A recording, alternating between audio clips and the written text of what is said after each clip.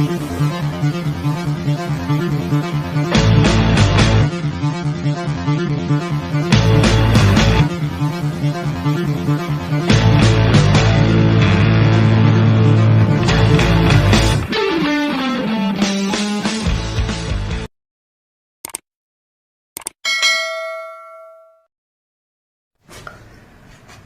मित्रों, अपने चैनल में सभी श्रोताओं का स्वागत करता हूं। आप सुन रहे हैं कहानी सम्राट मुंशी प्रेमचंद जी के उपन्यास वरदान की धारावाहिक प्रस्तुति और यह 10वीं कड़ी है। 3 दिन और बीते। सुशीला के जीने की अब कोई संभावना न रही। तीनों दिन मुंशी संजीवन लाल उसके पास बैठे उसको सांत्वना देते रहे। वह तनिक देर के लिए भी वहां से किसी काम के लिए चले जाते तो वह व्याकुल होने लगती और रो रो कर कहने लगती, मुझे छोड़कर कहीं चले गए। उनको नेत्रों के सम्मुख देखकर भी उसे संतोष न होता। रह रहकर उतावलेपन से उनका हाथ पकड़ लेती और निराश भाव से कहती, मुझे छोड़कर कहीं चले तो नहीं जाओगे। मुंशी जी यद्यपि बड़े दृढ़ चित्त मनुष्य थे, तथापि ऐसी बातें सुनकर आर्द्र नेत्र हो जाते। थोड़ी थोड़ी देर में सुशीला को मूर्छा आ जाती। फिर चौंकती तो इधर उधर भौचक्की सी देखने लगती। वे कहाँ गए, क्यों छोड़ के चले गए। किसी किसी बार वह मूर्छा का इतना प्रकोप होता कि मुंशी जी बार बार यही कहते, मैं यही हूं, घबराओ नहीं, पर उसे विश्वास न आता। उन्हीं की ओर ताकती और पूछती कि कहाँ है, यहां तो नहीं है, कहाँ चले गए। थोड़ी देर में जब चेत हो जाता तो चुप रह जाती और रोने लगती। तीनों दिन उसने विरजन, सुबामा, प्रताप एक की भी सुधि न की। वे सबके सब हर घड़ी उसके पास खड़े रहते, पर ऐसा जान पड़ता था मानो वो मुंशी जी के अतिरिक्त और किसी को पहचानती ही नहीं है। जब विरजन बेचैन हो जाती और गले में हाथ डालकर रोने लगती तो वह तनिक आंखें खोल लेती और पूछती, कौन है विरजन। बस और कुछ न पूछती। जैसे सूम के हृदय में मरते समय अपने गढ़े हुए धन के सिवाय और किसी का ध्यान नहीं रहता, उसी प्रकार हिंदू स्त्री अपने अंत समय में पति के अतिरिक्त और किसी का ध्यान नहीं कर सकती।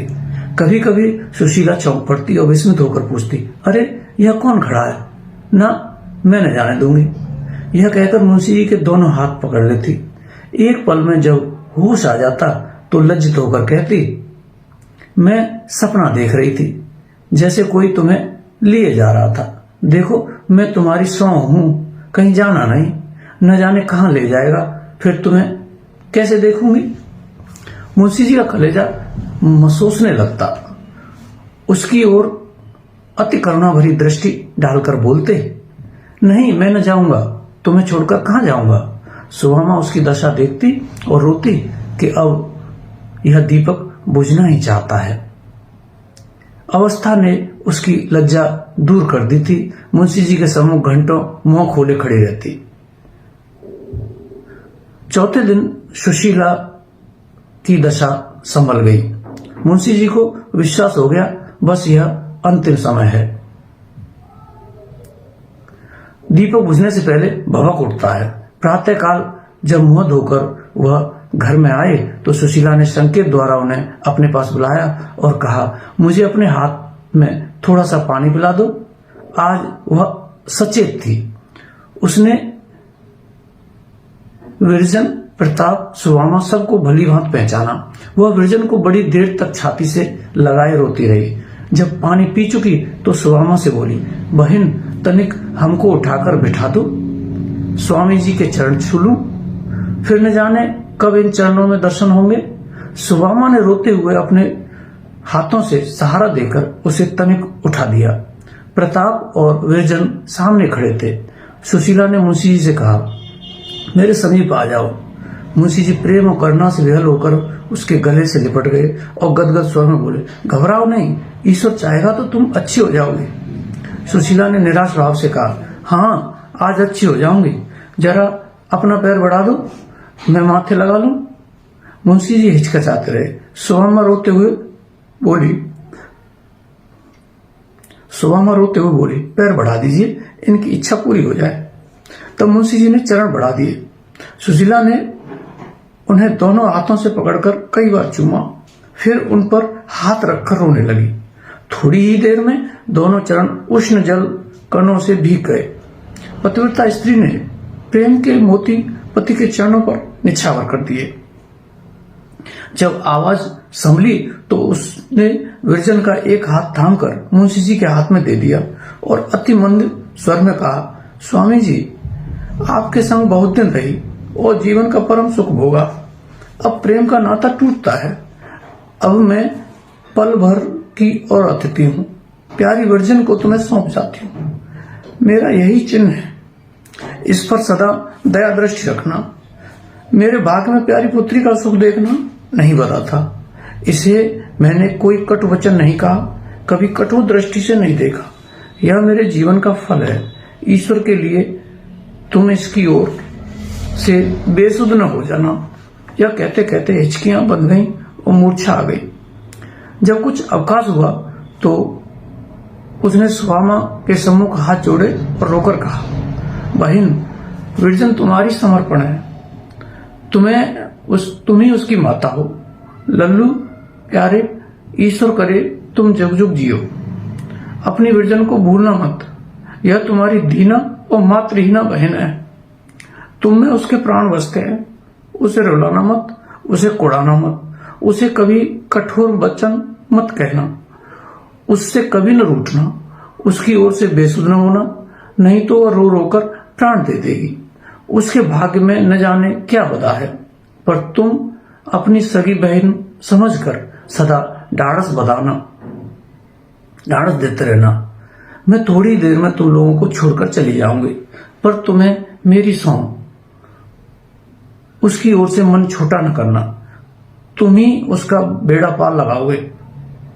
मेरे मन में बड़ी बड़ी अभिलाषाएं थी। मेरी लालसा थी कि तुम्हारा ब्याह करूंगी, तुम्हारे बच्चों को खिलाऊंगी, पर भाग्य में कुछ और ही पता था। यह कहते कहते वह फिर अचेत हो गई।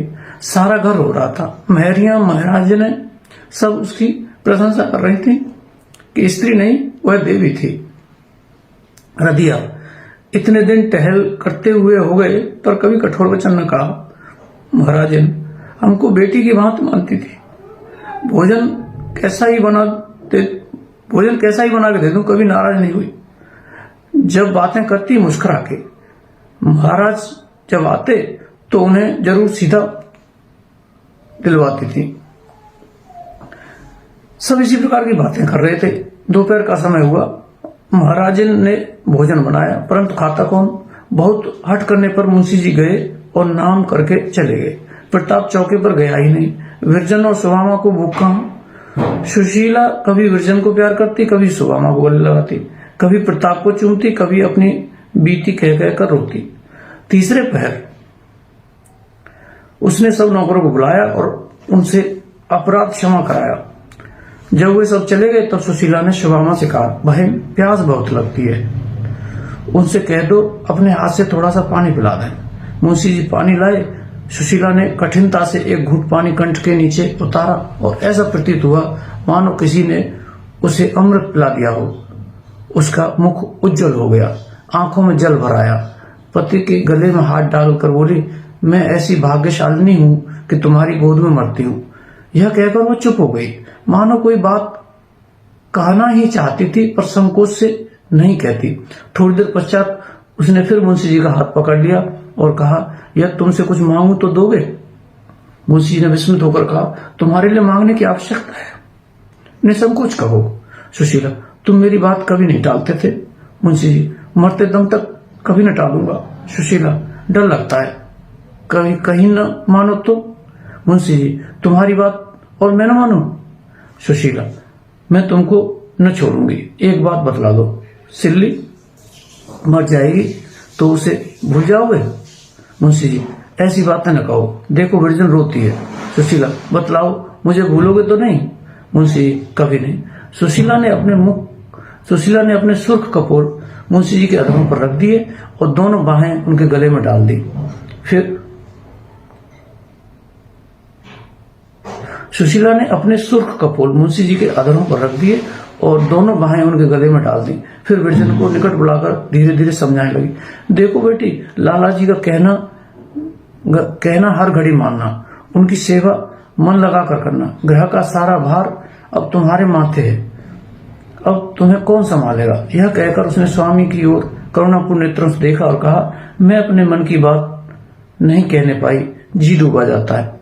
मुंशी, तुम व्यस्त असमंजस में पड़ी हो। सुशीला, तुम मेरे हो कि नहीं। मुंशी, तुम्हारा और आमरण तुम्हारा। सुशीला, ऐसा न हो कि तुम मुझे भूल जाओ और जो वस्तु मेरी थी वह अन्य के हाथ में चली जाए। सुशीला ने विरजन को फिर बुलाया और उसे छाती से लगाना ही चाहती थी कि मूर्छित हो गई। विरजन और प्रताप रोने लगे। मुंशी जी ने कांपते हुए सुशीला के हृदय पर हाथ रखा। सांसें धीरे धीरे चल रही थी। महाराजन को बुलाकर कहा, अब इन्हें भूमि पर लेटा दो। यह कहकर रोने लगे। महाराजन और सुदामा ने मिलकर सुशीला को पृथ्वी पर लेटा दिया।